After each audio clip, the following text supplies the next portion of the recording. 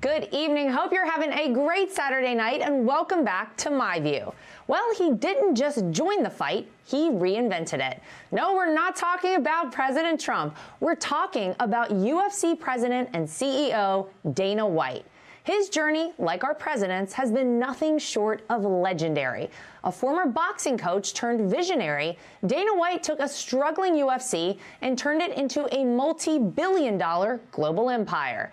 A man who faced the toughest challenges head-on, not with jabs, but with strategy, and emerged victorious. And now his influence stretches far beyond the octagon. Whether in business, politics, or entertainment, Dana's footprint is massive and growing. He made waves with his appointment to the board of Meta, stepping into a whole new arena, Silicon Valley, shaping the future of technology, human connection, and free speech with the same fierce energy he's known for in the UFC.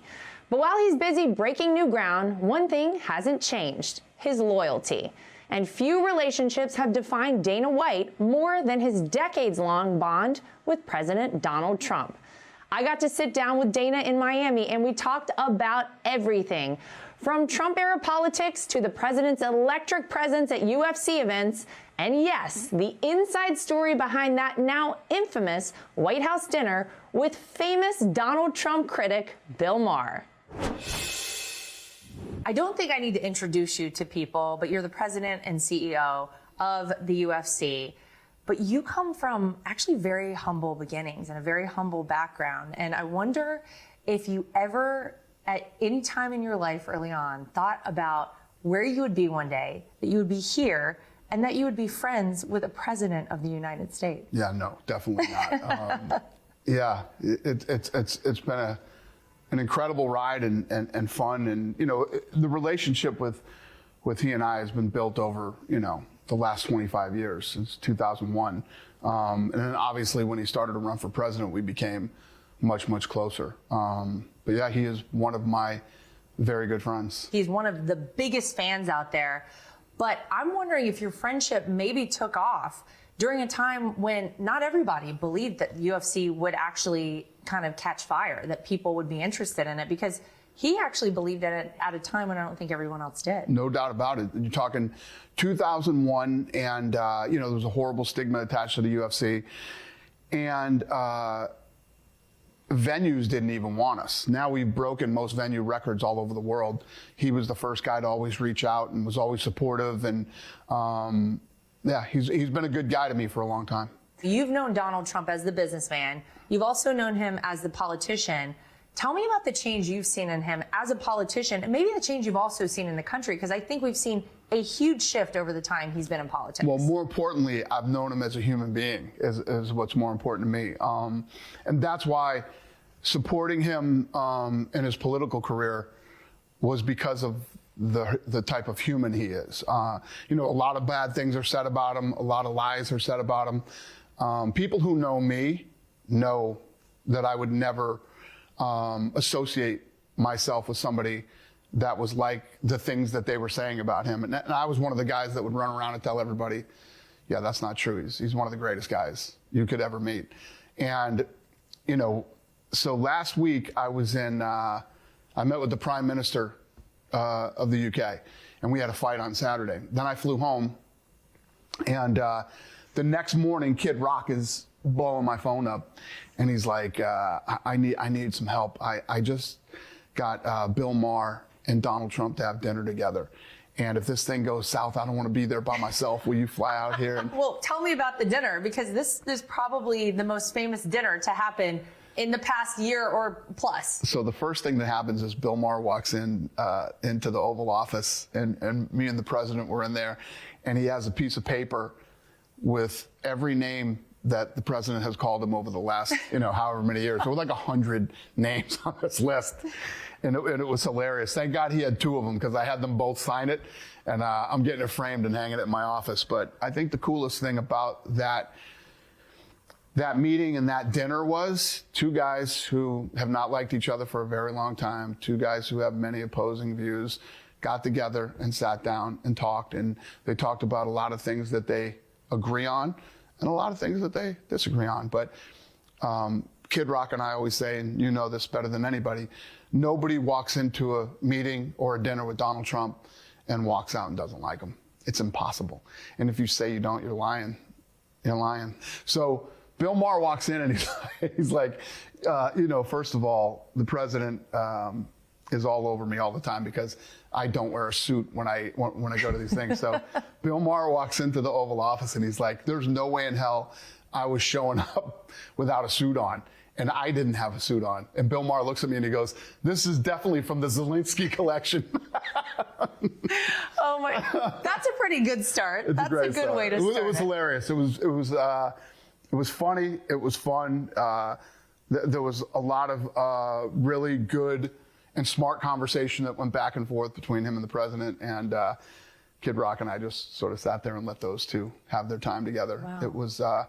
It was awesome. I wonder if you have a person like Bill Maher come out of a meeting with President Trump and it's all very positive.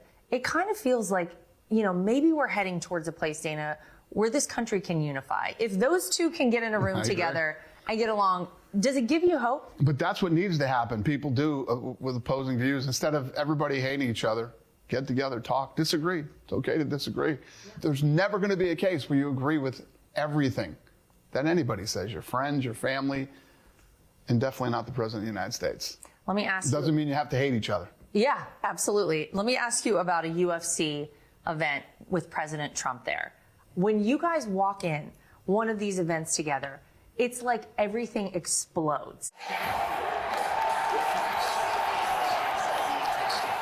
It's incredible.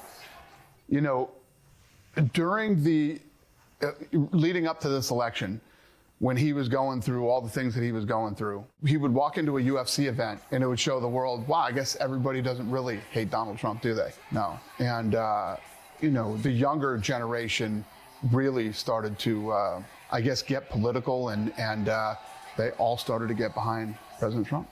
I'm going to ask you about Meta because the UFC and Meta just inked a deal, a multi-year deal to make Meta the first official fan technology partner for the UFC. I don't know what that means, but maybe you can explain it. And what does that mean for UFC fans? Because that sounds very exciting. I've had a huge problem for many years with our ranking system, which is done by the media. So I got together with Meta and Mark to do an AI ranking system. The AI will rank the fighters. So I will do an AI and a human ranking. So we'll have both. That's going to kick off the partnership. Plus, we're doing a lot of stuff with AI and VR and all the other things that these guys are working on. They're going to create this unbelievable fan experience for UFC fans through all of the technology that they're working on right now.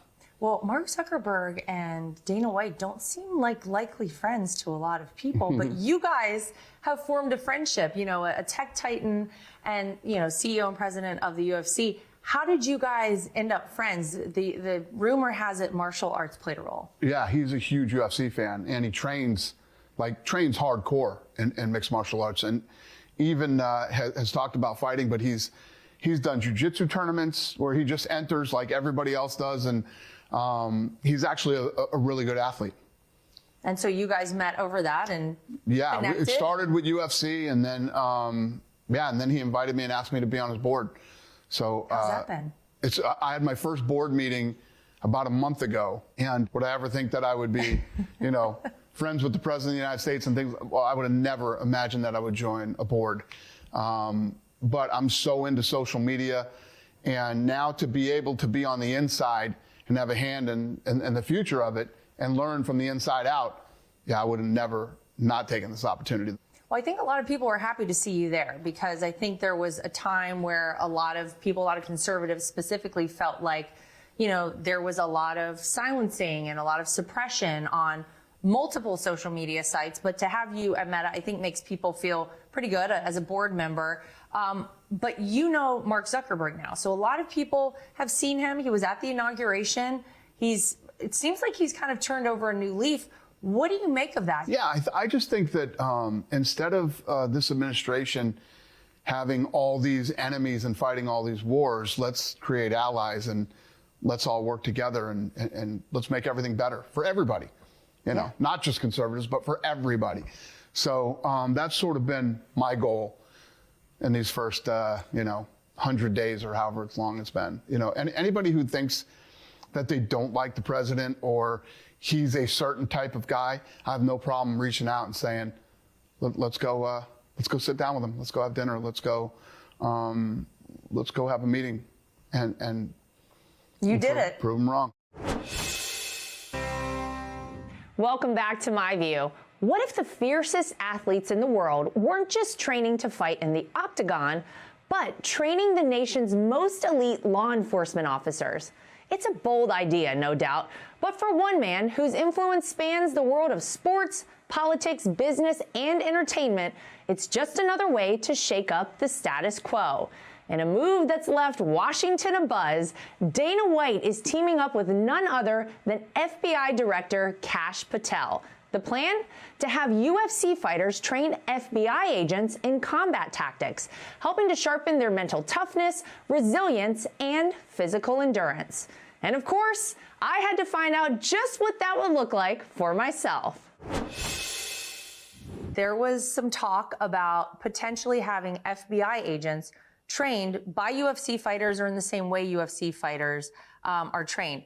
What can you tell us about that? Because that sounds very interesting to a lot of people. Yeah, well, for people that don't know, I mean, UFC fighters have been training law enforcement, military guys for years. So, when you talk about hand-to-hand combat, these guys should know jiu-jitsu and they should know, Muay Thai and all the different things that, are the basics of mixed martial arts. Everybody wants to make everything controversial. There's nothing controversial about it. All of these guys should be trained in that, and they should all be in shape and be able to defend themselves. So Kash Patel was dead serious when he said that, and he and I have talked about it. I think, UFC fighters are certainly known for their discipline, for their toughness. I think that would be great reflected in the FBI. It is certainly an agency that, people are looking to kind of improve upon at this point right now. Yeah, and any of these guys that are in these type of roles, any type of law enforcement, they should be able to defend themselves without guns if that situation happens. Yeah, well, hopefully we'll see more of that, and if that training actually takes place, might be kind of cool to get a view of. So I headed to the gym for a little training myself with none other than former welterweight champion Colby Covington. Colby, there's been so much talk about the potential for the FBI to start training alongside UFC fighters like yourself. First of all, what do you think of that? I think it's smart. I think it's something that they can use in their daily training regimens that can really help them, that can keep them safe in dangerous situations. And I think that it's a brilliant idea by President Trump to get the FBI MMA certified. You're going to show me some moves that maybe the FBI is going to be utilizing as well. What do you have? This is a penetration step. They use this in the wrestling world. All the American wrestlers, this is how they warm up every day and they practice to perfect their techniques and takedowns. So I start here. Start here. And then so you go down, you rotate to this front knee. And then I bring this one forward. Yeah, but push off that back leg. Push off. You're using each leg. Push off that back one.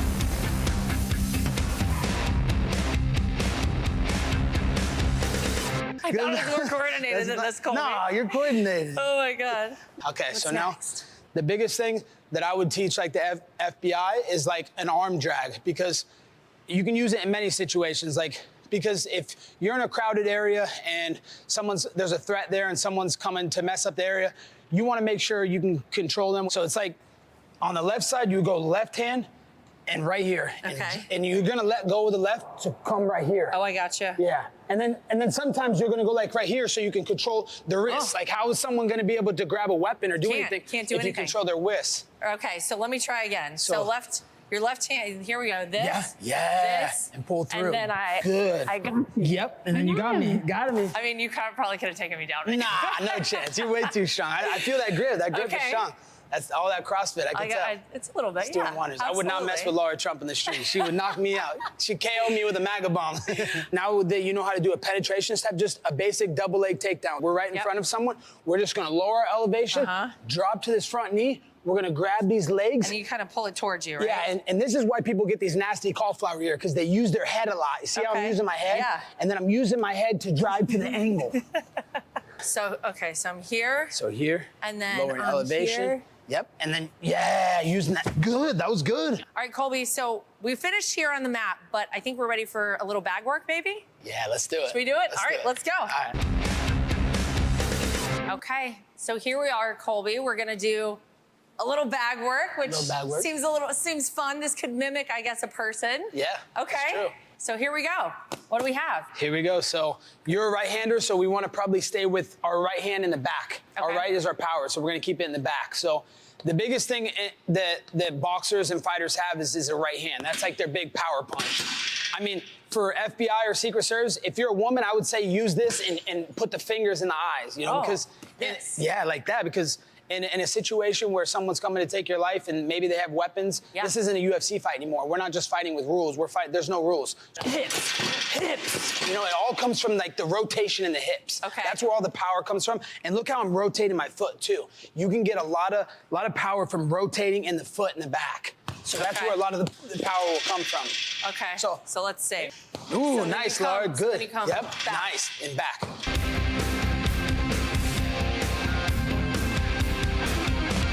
That was good. Okay, good. Good power. Good. You moved the bag. This is a freaking 500-pound bag. That's right. Everybody watch out there. This is what a lot of people use to find their range, is a jab. So we use a jab, and we'll come with a body kick. All right, and so that's the right leg. So left jab. Left jab. Right kick. Right kick. Okay. Yeah. You want to really rotate your foot, because you don't want to kick with your foot. You want to kick with the shin. So that's important to kick with the shin. You don't want to kick with your foot. So really like almost like put your foot like that to make sure you keep it longer. You don't want it to be short. Okay. Yeah, I mean, I might as well use these legs, right? Yeah, you got reach. Yeah, use that reach. Good.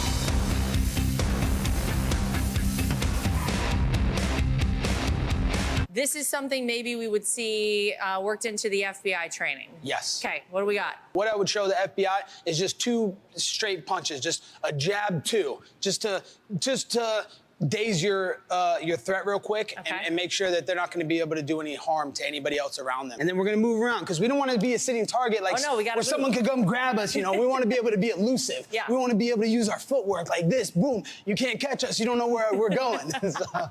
Okay, good. Here we go. So all right, 1, 2. Nice. Good power. Good. 1, 2. Good, Lara. Good.